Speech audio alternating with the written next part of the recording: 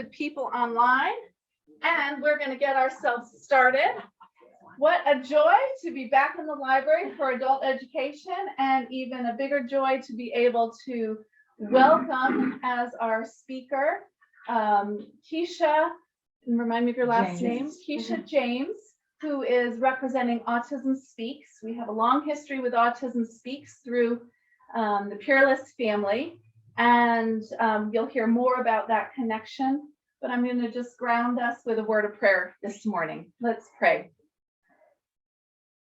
Holy One, we come in your presence now to receive a word from you, to gather as a community, to hear more about the work that you are doing through Autism Speaks.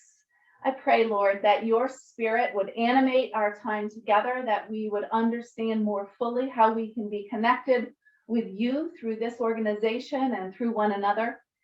Help us to grow in our knowledge and understanding of what it means to be your people, of what it means to be connected with our greater community and with one another. In Christ's name we pray. Amen. Amen. All right, Susan, would you introduce our speaker? I'd love to. Thank you. Keisha James, Ms. Keisha James, is the executive director of our National Capital Area DC chapter office. She's been with us since 2018. Our office has been open since 2008. The Autism Speaks organization has been in existence since 2007. We are so blessed to have someone like Keisha leading us in this mid-Atlantic area. And I've been wanting to do something like this. I know we don't necessarily focus on this kind of activity, but this congregation has been so engaged with this cause. You know, because of mainly probably because of our family and how it's affected my nephew. But I'm so grateful that you're giving us the opportunity to share more about this. It's usually been 5-minute snippets for me to share this with the congregation. And I just thought that for all that you have done for this event, that you deserve to learn more about where the dollars are going and how, what's the mission of the organization. So I want to turn it, I'd like Keisha to share a little bit more about her, but then we'll talk more about, and mainly Keisha has prepared a fantastic presentation about the organization, the mission, the resources. So that, I mean, it affects so many. And over the years, I've had so many people come up to me from this congregation about not only their loved ones, their neighbors, people that they work with. So now you'll know, you know, how you can direct people in the future if you have come across it. Good morning. Good morning. Thank you very much for those that are here and online. As Susan said, I am the executive director for the National Capital Area for Autism Speaks. We oversee the state of Maryland, Virginia, West Virginia, Delaware, and of course, Washington, D.C. It is really such an honor and pleasure to be here with you. Throughout my 4 years, I have come to this place before the 5K, and so I'm very familiar with the church and some members of the congregation who have supported our organization. Before we get started, I just want to say, and I'll probably say it throughout my presentation, as an organization, we're a national organization. We can't do what we do without the support of our volunteers, our walk participants, our champions. And so it is really a great opportunity for us to connect. I have not been in front of an audience since 2020, March of 2020. So this is really, really exciting for me to be in front, to not to take up too much time, but the Tuesday before, the Tuesday before everyone had to go home into their caves for almost 2 years, I had a presentation. And so this is great to just be in front of supporters and champions. So thank you. Well, for Autism Speaks, our organization, for the last 20 years, it has been so touching for us to see families who support us. And the Peerless family is a true testament of what volunteer support means, champion support. And although Susan's not technically a volunteer, this is how she's come to know us. And so I thank Susan and the Peerless family because of what the organization now means to the community. It is because of the Peerless family that Autism Speaks is so important and vital to this community. So I want to thank both Susan, Dan, and the kids, and I'll talk about that as well. So Susan, take it away. And I'm going to apologize in the beginning for my technology. No? Is it moving? James. There it is. Okay, there we go. Oh, wait, no. Do you want to jump? Because the first slide's you. There we go. And second slide's me. All right. So not everybody knows about how this event came to be. So I started this event back in 2001 when our nephew Shant was first diagnosed with autism. He was 2 years, 8 months old. He was talking and then had a regression, and his language just disappeared. He lives up in Boston. My brother's a pediatrician. It was as if he had a stroke. So our family was devastated.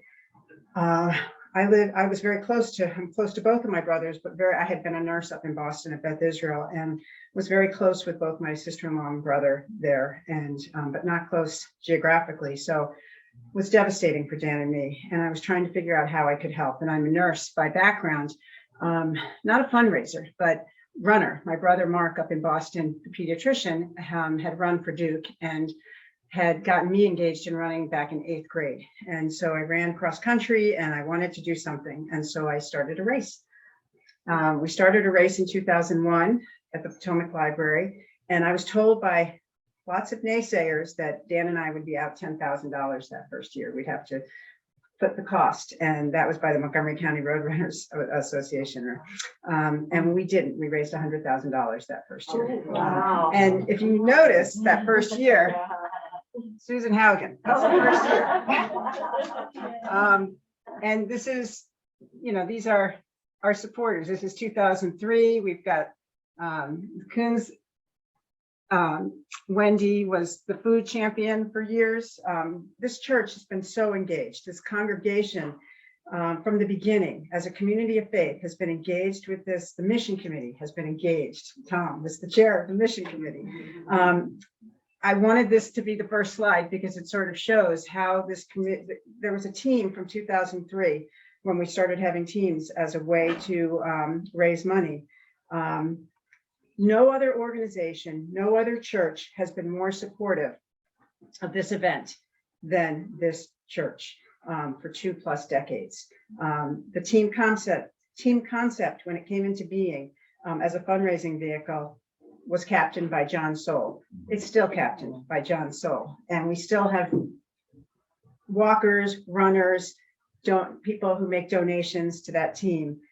We have people who run, walk, donate, and volunteer. So from this congregation. So I am just so incredibly thankful for that.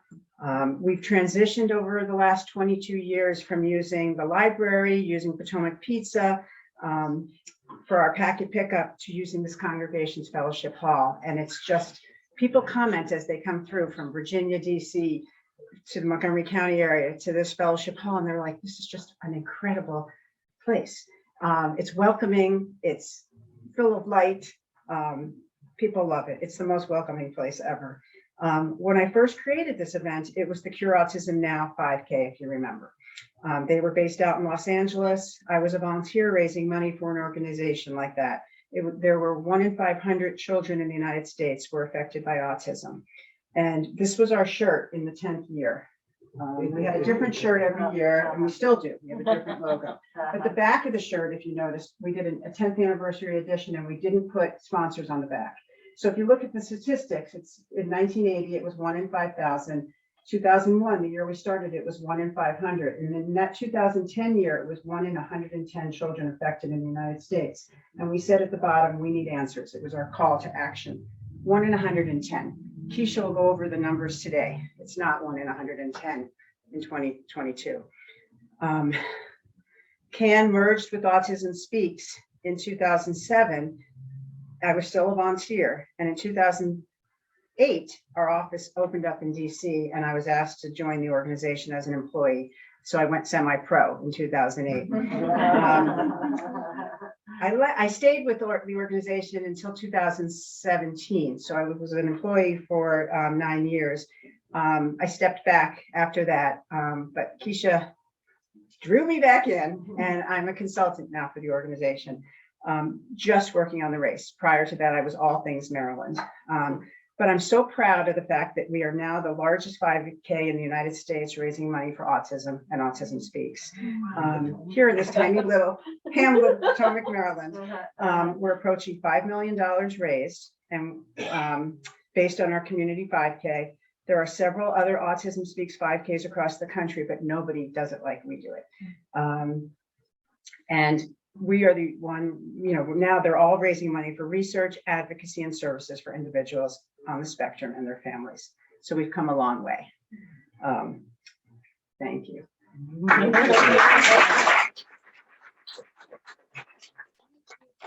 Thank you. Okay. All right. So today I'll just talk a little bit about autism, our organization, and as Susan mentioned, some of the updated facts and stats. So as an organization, our vision is to have a world where all people with autism can reach their full potential.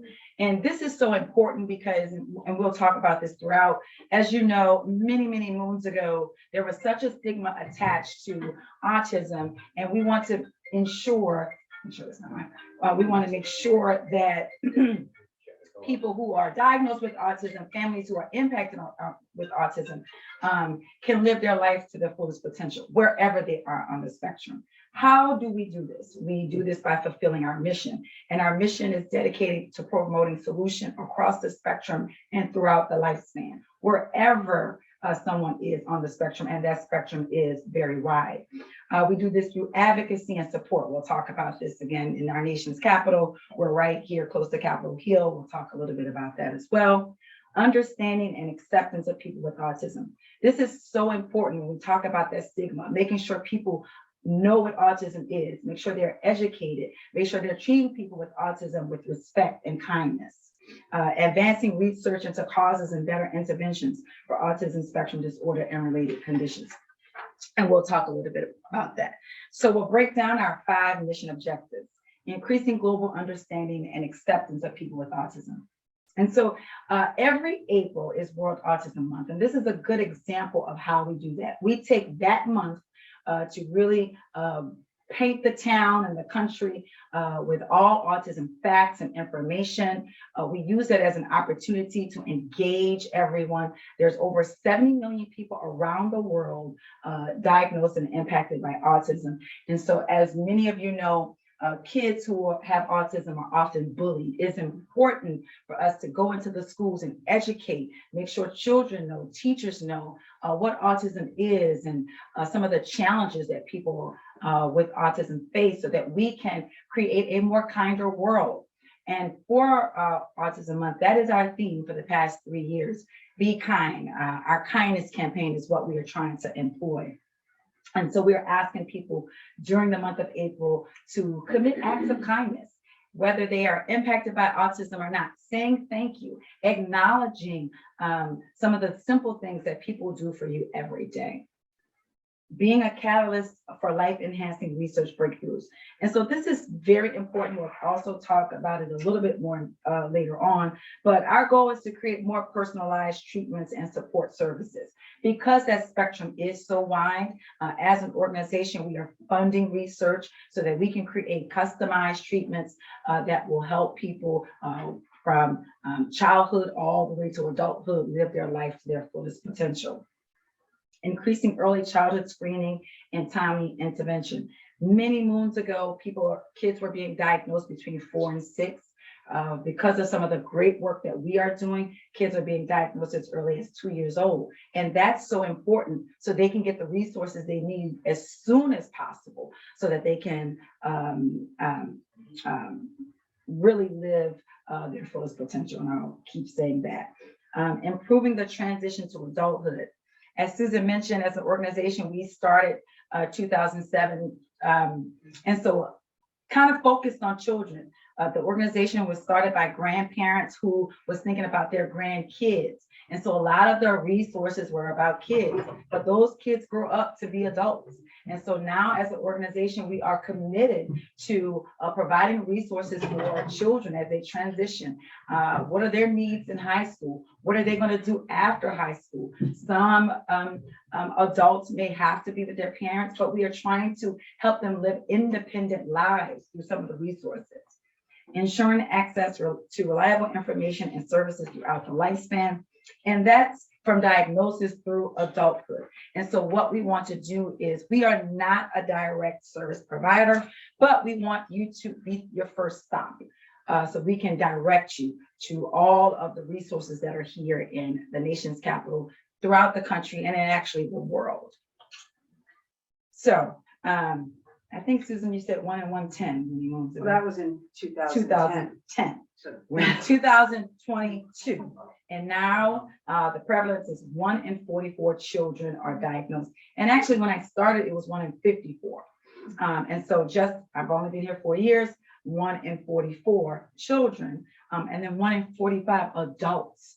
This is so important to know, because when you go to work, it's your coworkers. When you're at church, it's the person sitting next to you. There are many people who are impacted by autism, which is why it's so important for us to educate, so we can know and understand how to interact, how to support. And so a lot of this information comes from CDC, World Health Organization, but autism is more prevalent among boys, 1 in 27 diagnosed, as compared to 1 in 116 girls. And then, as I said earlier, over 70 million people around the world. All right, so what is autism? Our definition, Autism Speaks. Autism is a spectrum disorder. It refers to a broad range of conditions characterized by challenges with social skills, repetitive behaviors, speech and nonverbal communication.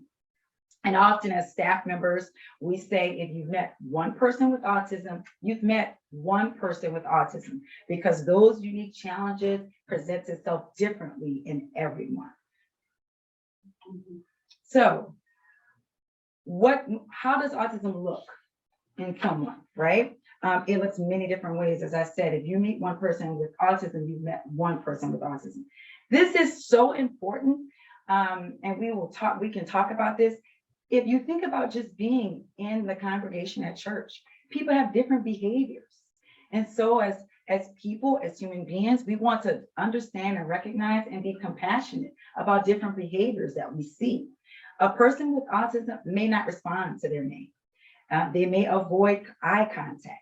They may have trouble understanding some of the things that we find that we are used to on a regular basis. When we say hello, someone says hello back. When we look at them in the eyes, they look back. We nod, nonverbal communication. They may repeat words and phrases. Yes, yes.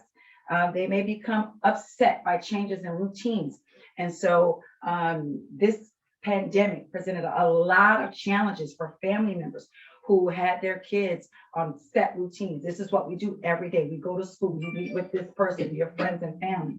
So that just created a lot of challenges for our families. They have intense interests, right? They may talk about planes, trains, different things. They have very intense interests, and they know a lot about those particular interests. And they have repetitive behaviors, possibly rocking their bodies, clapping hands, spinning in circles. Also very intense reaction to sensory, right? Smell, sounds, taste. And so sensory overload issues are things that we often discuss. And for our organization, we want to be cognizant. But when you think about it, in any different format, right? Church, events, sensory overload can impact. And so we want people to be aware that that can cause a reaction. And so we deem some of these as communication challenges. But there are also things that may be unique strengths, right? Attention to details. I have that challenge. I may not pay great attention to details, right? Sometimes during the work. But we have people on the spectrum who can really focus and be very specific and understand great memory. And so where does that benefit? That can benefit someone in the workplace. We want to make sure people understand there are some unique challenges, but there are also some unique strengths that we want to recognize. Be highly skilled in a particular area, and they can be focused on particular things. Having deeply focused interests that can benefit someone in the workplace, in school. Using high levels of visual processing, being very loyal, listening without judgment, being direct and honest. I'll tell you a funny story. I was new to the space of autism when I started working at Autism Speaks. We were in the office every day. We had volunteers to the office. And so one of the volunteers, Matthew, who attends all of our events, he's wonderful. He met me, he asked me what my name, what my birthday was. I shared that with him. And so fast forward, we're having conversations, we're talking to someone, and we're talking about kids and age. And he said, we're in a group. We're talking about people under 21. And he was like, well, you don't have to worry about that, Keisha. Being very honest. And so I tickled, and it just, because I was in my head, Phoebe, we were talking about age. Well, I'm around. Well, no, you don't have to worry about that. So that's just one of those things. And so a question that we get all the time is, how should I interact with an autistic person? In the end, it's respect, right? With care and kindness, how you would interact with anyone. And so we want to be supportive, inclusive, welcoming, always assume intelligence and competence, always. When you are speaking to someone with autism, you want to speak to them directly. Maybe they're with a loved one. If you're asking their name, what do you like? You want to speak directly to them. Recognizing that all behavior is communication. And so if there's frustration or anxiety, that is a form of communication. So if you understand autism, then you may think, oh, is the sound too loud? What are the lights? It might be sensory overload. You want to be patient, right? You may want to take a step back and take a break. It's a form of communication. So just like anyone, recognizing that there may be some things that you can do to change that behavior. Offer praise and encouragement. Well, we all want to receive praise and encouragement, right? So that's nothing different. And then and obviously keep learning. And that's what we are here to do. We're here to help. We want you to keep learning and understanding what autism is and how we can be a part of a community that cares. And so these are just some of our wonderful photos from the 5K. We'll talk a lot about this, but this, as Susan mentioned earlier, this community event is so special for our organization, for me as an ED. You guys make me look good all the time because it's the best 5K in the country. And I just happen to be a part of this area. And so quite often throughout the country, all of the other 5Ks are checking in to see what we're doing here in this area. All right, so we'll talk a little bit about some of the resources we provide. And this is not just about families that are impacted. This is just the general public. We want you to know where to share and where to go and how to share information. We have a autism response team, and these are trained individuals. They are answering phone calls Monday through Friday, and I think we're going to change that soon. We're trying to expand it to the weekend from 9 to 7. And so wherever someone calls from wherever in the country, their number is directed to a person that can answer questions in their particular area.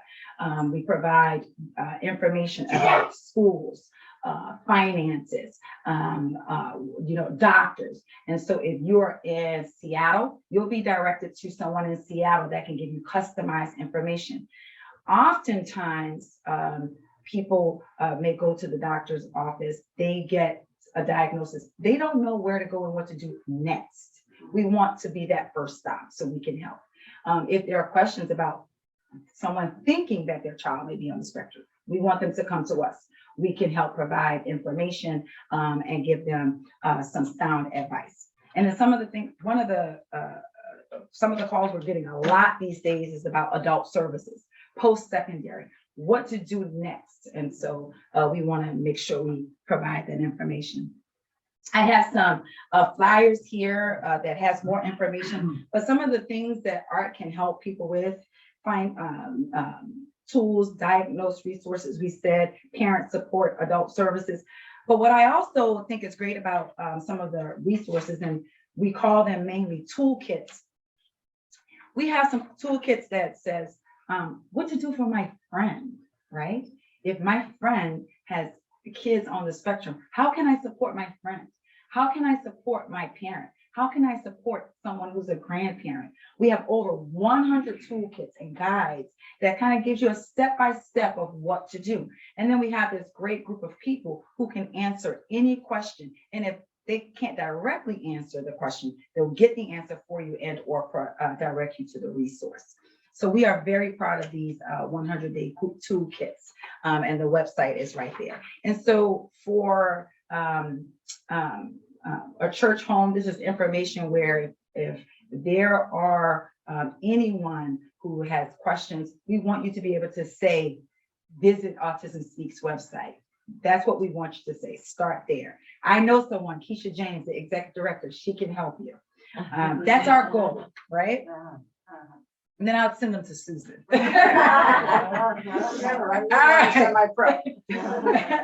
All right, advocacy. Okay, so we're in the nation's capital, and it's a benefit. I'm really lucky to be in this area. It is a benefit for us to be in the nation's capital.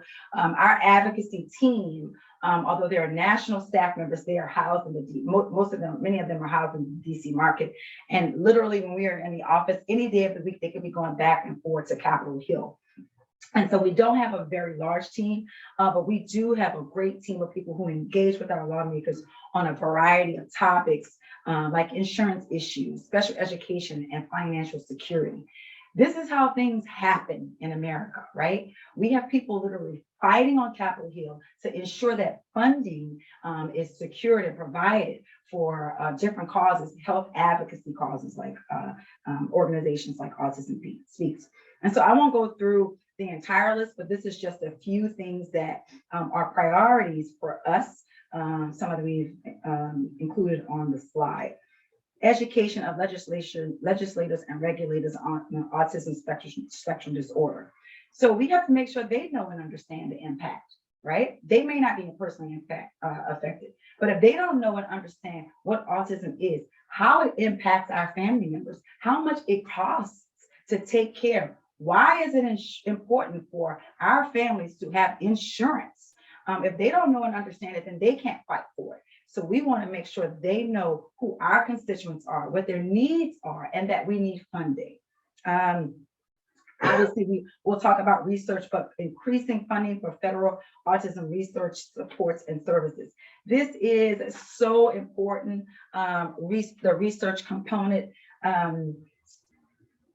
A few decades ago, I think only $10 million was being set aside for research, going to the National Institute of Health.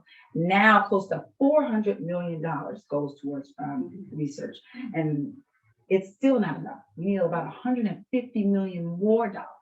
Why is this so important? It's so important because that spectrum is so wide, and we have to be able to figure out how to help people wherever they are on the spectrum. And so the more research we do, we can come up with customized treatment plans for our constituents. All right. And so some of the continuing talking about some of the progress that we've made. So this is, I think, is just wonderful. In March, we know that the president, we were talking about some of the funding that was going to go towards legislation. We asked for an additional $15 million investment through the Department of Defense for autism research this past year. We know that there was a Build Back Better Act. And so we're asking for $150 million from that act. And so we're still working through that, obviously. And some of this funding is important because of home community-based services. Why is that so important? Well, for the last 2 years, most of our families are at home. And so we need to have more of those services be available to those family members. And so as an organization, you'll see the American Rescue Plan passed in 2021, and nearly $12.7 billion for services went towards those services. And this is all on a federal level. Those are the two things we are our main priorities: research, home and community-based services. Why is some of these services so important?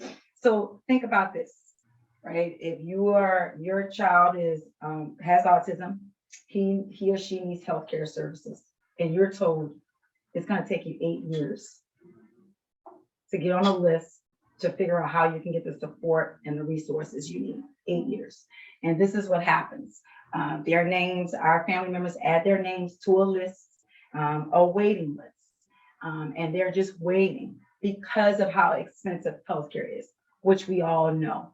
And so as an organization, our advocacy team has fought real hard, and we are really excited that what we call the end the wait, 50% reduction of waiver. So at least that number was over 6,000 children was on that wait list. It's going to be down to 3,000 kids because of the great work of our advocacy team fighting. That legislation has passed both houses, and now we're just waiting for the governor to sign. This is so important, and this information is so important because people don't know and understand where the dollars go, and how does what you do nationally impact you locally. Everything we do nationally impacts someone locally. And right here in the state of Maryland, this is what's happening in the state of Maryland, in the wait. We're just waiting on our governor to sign, and we'll be very excited. You'll see us screaming from the rooftop for our family members.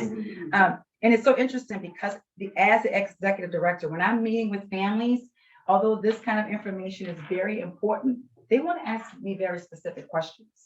What happens when I take my child to the doctors? How can I get support every day, financial support every day? Because I have food, I have bills. And so it's important for them to see that we are working to help them every day. And that's just a little bit more. All right, so being a catalyst for life-enhancing research breakthroughs.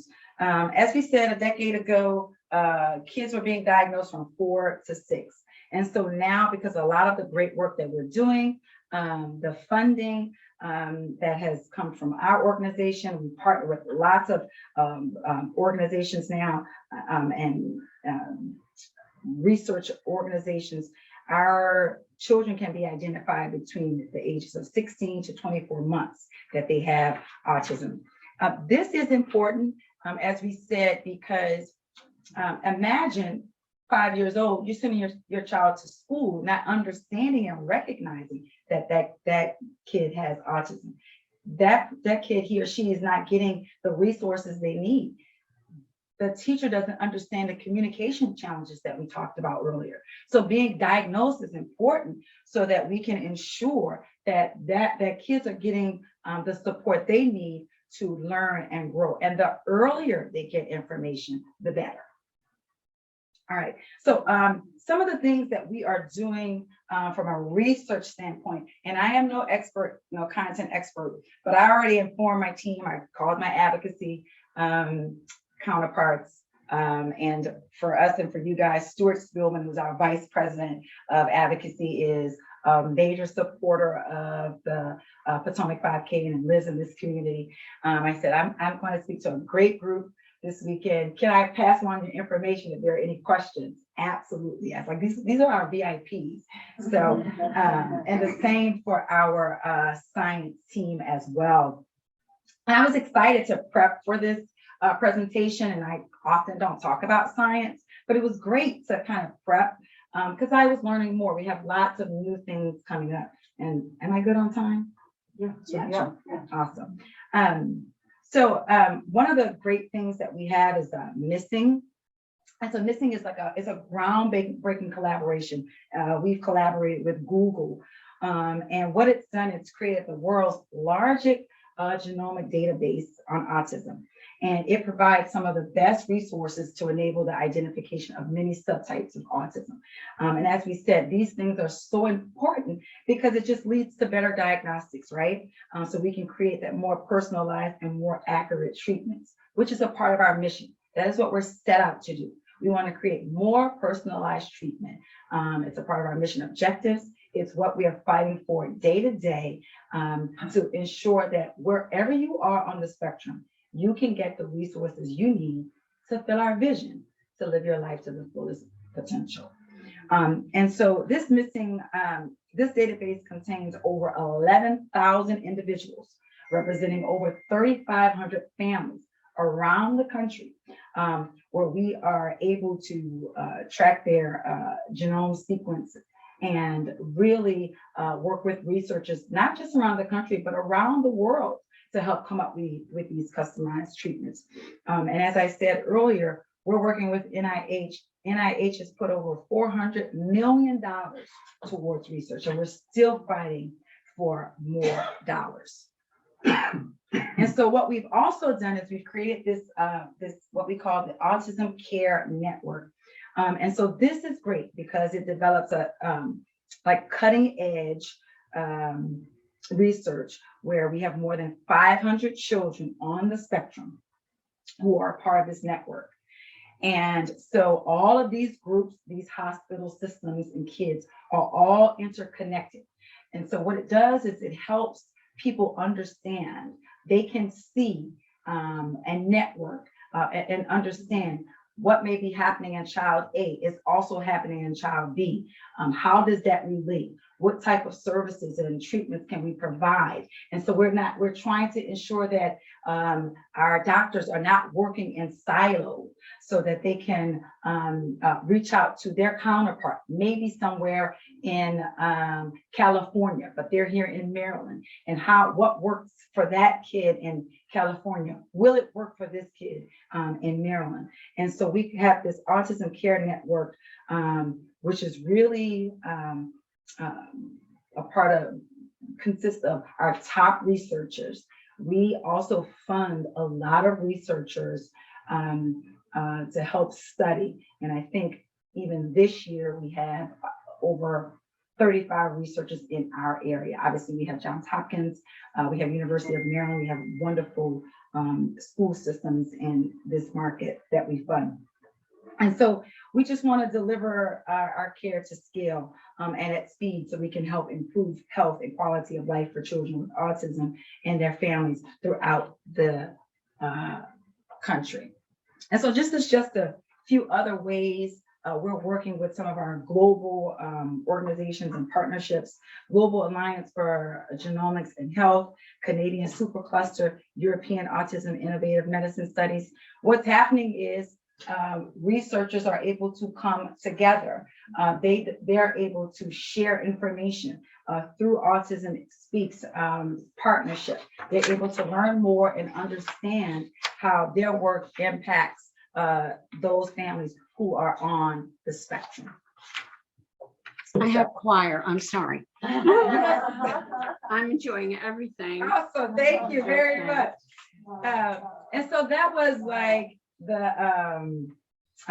now we're talking about the fun stuff, right? But any questions about advocacy, research, who we are, what we do, programs and services? Good, that's good. No, I'm kidding, go ahead. Go right ahead. Sorry, I'm sorry to have a question. I'm new here. I'm with my cousin here and my husband.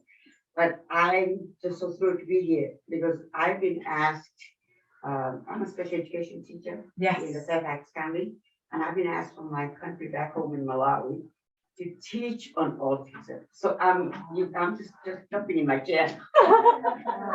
Is one of your toolkits on how to teach about autism? Well, and I don't know in what capacity, but it's certainly we have our program for school engagement. So we do have toolkits. It just depends on what information.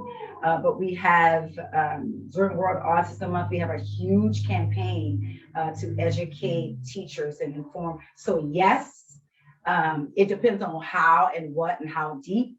but we could talk about it. You can take my card, and then also you can look online. And if it's not there, we have lots of also trainings for corporate America.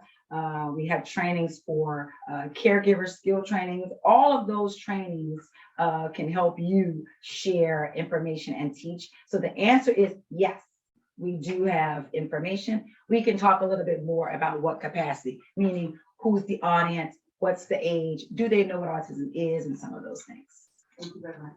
A quick question, you have data on the genes, and very frequently there are articles coming out in the lay press and other medical journals about genetic aspects of autism. Mhm. What has that shown? Because there's MRI studies, CT scans, genes, and what do we have from that to date? You have the data here. Has it been analyzed? What do we know about? And again, I'm not a scientist, but just in general, what we know, autism is caused from environmental factors and genetic factors. And so that's what we're studying on a daily basis. And we are trying to right now find out what those biomarkers are. And that's what we're doing on a regular basis. We are, and I can connect you with Dr. Hartley, because I don't know if there is any result at this moment that identifies. If your question is, why do people get autism? And is that what the research is? Well, just, I thought there was a 15% greater risk if you, like when they looked Yes. at identical twins. Yes. And the gene factor, that there's a 15, like that was maybe 4 years ago, so I don't know what it is based on. Right, and I don't have that updated stat, but I can get it to you. well, I was just curious because that's, in many diseases, that's the route. Right. You get very basic genes and even more refined than the genes. Is there mutations? I mean, you're going to look at it. I was just wondering if you had any updated information. I don't, but I do have access, and that's something that we can do the next time around. We can have our scientist, Dr. Dean Hartley, come in and really dive in deep and answer some of those very deep questions. Absolutely. I'm not necessarily prepared to go that to go really No. deep. No, that's But right. there is definitely. Yeah, it's forthcoming then. Yeah. I have it. Yes. For many years, I was in a school in the district that enrolled children with learning differences. And at that time, we had a number of children who were diagnosed with Asperger's, which was not identified as part of the autistic spectrum. And I'm thinking too, in terms of the increase, it may be that the identification of individuals with autism may embrace sort of certain diagnoses that weren't at one time part of that. And when you think of Asperger's, it's 98% male, that intense interest in certain subject areas and so forth. It's a fascinating diagnosis, but now it has been incorporated into the autistic spectrum. Yes, and so this is so interesting because many moons ago, that's all I think a lot of people knew and understood about autism was the Asperger's piece. And so there's been more studies on that. And as an organization, we want to make sure people understand what that spectrum is and where someone with Asperger's is compared to someone who is not. And so I think it's very important. It's sometimes when I'm talking to family members and they say that their loved one has autism, and they'll say, but they have Asperger's. And so it's like, but it's different, but actually it's not. It's really all a part of that spectrum. And so that's an area where, as an organization, I think it's great that we are trying to educate people to understand that those are just different communication challenges, different unique strengths for those that may not have. But you're right, that is most, in all likelihood, it's helping to drive that diagnosis, those prevalence values. Yes. Yes. Yeah, exactly. But it doesn't explain the whole thing, and that's what we've always said, is that there is something going on, because when you think about when we were all being raised, we didn't see this going on. We didn't have autism everywhere. You did not. You did not. So you said the two major sources of autism are genetics and environment. What are the major environmental factors? I don't have that broken down.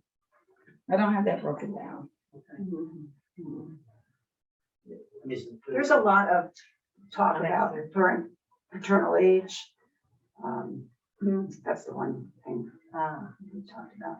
And I think this is what we are still studying, but I don't have that information broken down. And I think that the discoveries are significant, and obviously recognizing some of the underlying causes of autism. But a lot of work still has to be done. I find another question. What is the incidence of recognizable autism spectrum in other countries that have looked at it? Is it the same? I Give mean, me some hardball questions.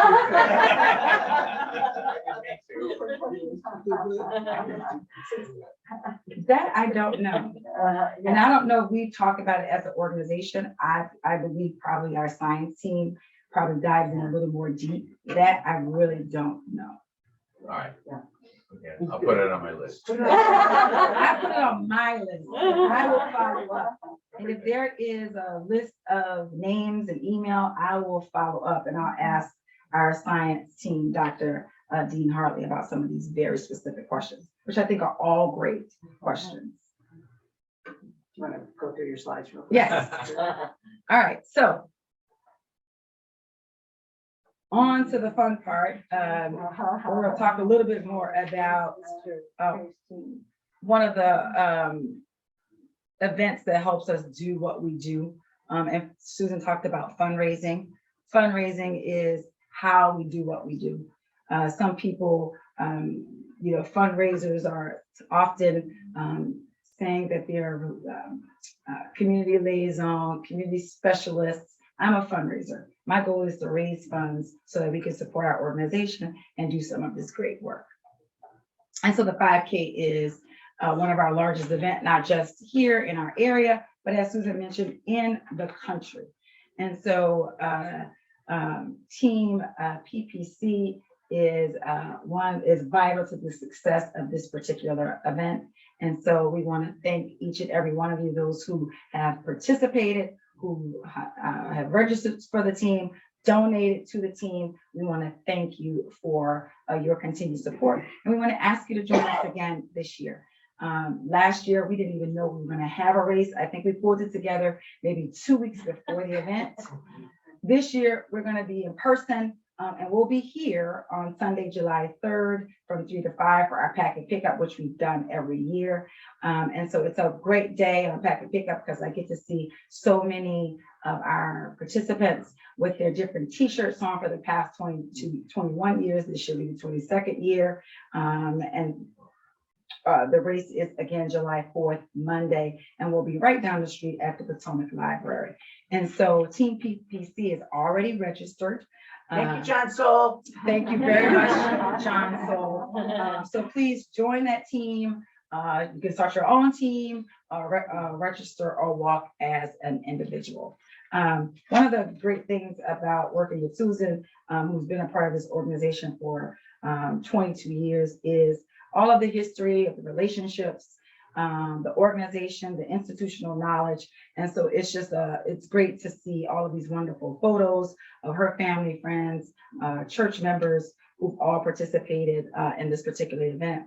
And on event day, it's very special to come together on the 4th of July. It's like the community parade that you see on your Lifetime movie TV channel. It's regular Hallmark. It's really Hallmark. And so this is our 1-800 line that we want to make sure you have access to share with friends and family. And then obviously, if you want to connect with us, some of the things that we are trying to do now is really connect people on the spectrum. So we have started these closed Facebook groups for individuals and families, navigating a new autism diagnosis, transition to adulthood, adulting on the spectrum, employment is a huge piece where we're really trying to talk to companies about hiring neurodiversity, hiring more adults on the spectrum. If there were one thing that you were going to walk away from this presentation, and Keisha's presentation was outstanding, and meeting someone that you know with who has a newly diagnosed child, or meeting an adult, it would be our art team. I think the autism response team is one of our greatest resources to give to someone, either a grandparent, a parent, because I've sat in our DC office with the person who answers these calls and responds, and they're the most caring individuals. They have resources like you wouldn't believe for everything in the community, and it's so customizable by zip code. Even down to finding a dentist, finding someone who can, it's next to impossible for my nephew to get a haircut, and they can, because sitting an adult with autism who is nonverbal can sometimes be aggressive, down to get a haircut is that hard. And so those are the kinds of things that they, plus getting resources to schools, and as Sarah would know, teaching kids on the spectrum can be complicated too. So I think that's one of our greatest strengths, is connecting families to great resources in the community. So, And I'm gonna take notes so that I can follow up on all of the science. we'll get you your answers. All right. Right now. And these are good. There's somebody else who's a really a great rallying voice at race day. Back in the Oh, He's back in the and my corner. orthopedics, right? Prevalence rate, sorry. Actually, the UAE and Qatar and Middle Eastern countries have a astronomically high prevalence rate. But the largest countries in the world with autism individuals, India, China, Nigeria, gosh, those are the top three. But yeah, it was a fascinating question. And I'm like, because obviously your survey is going to be different. Each country is going to be more attuned or less attuned depending on what their rates. Supposedly France has one of the lowest rates. Is it because they don't survey in the schools, or how do they do it, and what your functions are? But Autism Speaks, phenomenal organization in terms of coordinating the research and the delivery of services. A quick question. Has the incidence of autism increased, or are you doing a better job of identifying it? Well, that was Susan's question. It's a little bit of both. It's a little bit of both. It's a little bit of both. It's just, it's a lot to do with education, right? Understanding, and people actually recognizing that there's something different, right? So it's a little bit of both. And then it's also just more about a lot of the science. So You went from 1 in 5,000 to 1 in 500 to 1 in 44. Right. That's something's happening. There's something in the water, Ed. Yeah. Yeah. And so that's where the environmental piece, where more studies has to be done, more research has to be done. And I think as an organization, our goal is to continue to drive meaningful science. And so, And that's why, getting back to your question, and that's what we don't know. and that's it. Very good. All right, Thank you you. wanna- My question for you is, how many people have participated in the race or been to the race before? Yeah, awesome. And then people who have not been to the race, but this year will be a part of the race, whether you're there in person or virtually, because it's a virtual event as well. You do not have to be here on the 4th of July. Maybe you'll be on the beach, but you can still participate virtually. Because the shirts are awesome. The shirts Right, right, yeah. And it's fun if you come in person. Yeah, and some people do it underwater. Jackie's done it as a And I scuba didn't get a diver. chance to thank Ms. Grillo and her family. She's actually not a member of the church, but she does run this church. Oh, okay, well, I was looking for her. So I have my card here. If there are any questions, and some of these very specific questions, which are good. Just leave your email. Just because I don't know it, doesn't mean that we don't have the answers. We have some people who live and breathe that every We have the single day. answers. And so I can get the answers to those questions, and I will get the answers to those questions for you. So Thanks, James. please feel free to take a card and. And please take a flyer and you can give it to someone else if you want to.